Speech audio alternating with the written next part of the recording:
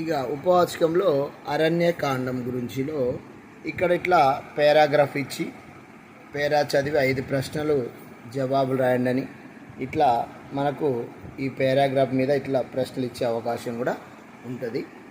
అలాగే నెక్స్ట్ ఇలాంటి పేరాలు మనం బాగా లెసన్ రీడ్ చేస్తున్నప్పుడు ఆ పారాగ్రాఫ్ సంబంధించిన క్వశ్చన్లను మనం చూస్తే అర్థమవుతుంది. అలాగే ఇక్కడ కూడా ఈ పారాగ్రాఫ్ దీనికి సంబంధించిన ప్రశ్నలు ఇక్కడ మనం చూస్తున్నాం. అలాగే వస్తే నెక్స్ట్ ఇంకో పారాగ్రాఫ్ ఈ అరణ్యకాండం సంబంధించిన పారాగ్రాఫ్లే ఇక్కడ మనకు ఇవ్వడం జరుగుతుంది. అలాగే దానికి సంబంధించిన ప్రశ్నలు ఇక్కడ ఇంకొకటి మరీచుని సంబంధించి వధించిన శ్రీరాముడు ఎన్ని తిరిగాడు, ఆ తర్వాత దానికి సంబంధించిన అంశాలు, తర్వాత ఇక్కడ ఇంకో పారాగ్రాఫ్ ఇవ్వడం జరిగింది. ఆ తర్వాత ఇక్కడ దానికి సంబంధించిన ప్రశ్నలు, ఇక్కడ కూడా ఒక పారాగ్రాఫ్ దానికి సంబంధించిన ప్రశ్నలు జవాబులు, అలాగే ఇక్కడ కూడా ఒక పారాగ్రాఫ్ ఇవ్వడం జరిగింది, దానికి సంబంధించిన ప్రశ్నలు కూడా ఇక్కడ ఇవ్వడం జరిగింది.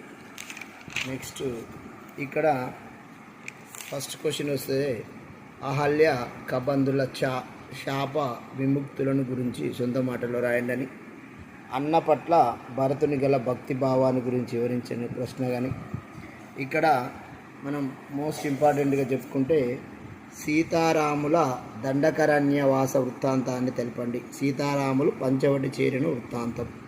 ఇక్కడ వచ్చేస్తే సీతారామ లక్ష్మణుడు దండకారణ్యంలో ప్రవేశించారు. అక్కడ ఎన్నో మునుల ఆశ్రమాలు ఉన్నాయి. అక్కడ యజ్ఞయాగాలు జరుగుతున్నాయి. మునులు వీరికి స్వాగతం పలికారు. వీరు దండకావనం మధ్యకు చేరారు. విరాధుడనే రాక్షసుడు సీతారామలక్ష్మణులపై పడ్డాడు. రామలక్ష్మణులను తన భుజాలపై వేసుకొని వాడు తీసుకుపోతున్నాడు. సీత ఏడ్చింది. రామలక్ష్మణులు విరాధుని భుజాలు నరికివేశారు. విరాధుడు కుప్పగూలాడు. విరాధుడిని గోతిలో పాతి పెడదామని వారు అనుకున్నారు. విరాధుడు తాను తుమ్మరుడని శాపం వల్ల తాను రాక్షసుడిగా అయ్యానని చెప్పి వారిని శరభాంక మహర్షిని దర్శించమని తనను గోతిలో పూడ్చమని రామలక్ష్మణులకు చెప్పాడు. రామలక్ష్మణులు విరాధుని గోతిలో పూడ్చి శరభాంక మహర్షి ఆశ్రమానికి వెళ్ళారు. శరభాంక మహర్షి రామదర్శనం కోసం వేచి చూస్తున్నాడు. ఆయన తన తపఫలాన్ని రాముడికి దారపోశాడు. సుతీష్ణ మహర్షిని దర్శించమని వారికి ఆయన చెప్పాడు. మునులు రాముణ్ణి కలిసి రాక్షసుల బాధల నుండి తమను రక్షించమని కోరారు. రాముడు సరే అన్నాడు.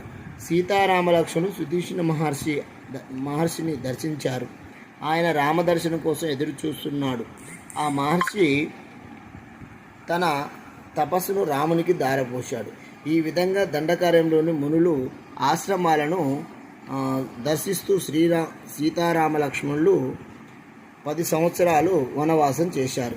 వారు తిరిగి సుతీష్ణ మహర్షి ఆశ్రమానికి వెళ్ళారు. ఆయన అగస్త్యుని సోదరుని అగస్త్య మహర్షిని దర్శనం చేసుకోమని రామలక్ష్మణుడు చెప్పాడు. సీతారామలక్ష్మణులు అగస్త్యభాత అంటే సోదరుడు ఆశ్రమానికి దర్శించారు. తర్వాత అగస్త్యుని దర్శించారు. అగస్త్య మహర్షి శిష్యులతో రామునికి స్వాగతం పలికాడు. ఆయన రామునికి దివ్య ధనస్సు, అక్షయ తూణీరాలు, ఖడ్గమును ఇచ్చాడు. రామునకు జయం కలుగుతుందని ఆశీర్వదించాడు. రాముడు తాము నివసించడానికి తగిన ప్రదేశం చూపించమని అగస్త్యుని కోరాడు. మహర్షి గోదావరి నది తీరంలో ఉన్న పంచవటిలో ఉండమని వారికి సూచించాడు. రామలక్ష్మణులు మార్గమధ్యంలో జటాయువు కనపడింది. దానికి సీత రక్షణ బాధ్యతను వారు అప్పగించారు.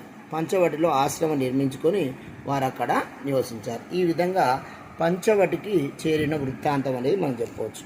నెక్స్ట్ ఇక్కడ ఇంకో క్వశ్చన్ వచ్చేస్తే రావణుడు మరీచుని సహాయంతో సీతాదేవిని అపహరించిన వృత్తాంతాన్ని రాయండి అని కూడా ఇంకో ప్రశ్న అడగవచ్చు. ఇక్కడ ఈ అరణ్యకాండ నుంచే రామలక్ష్మణులు సీతను అన్వేషిస్తూ పంపా సరస్సు తీరానికి చేరిన వృత్తాంతం రాయండి అని.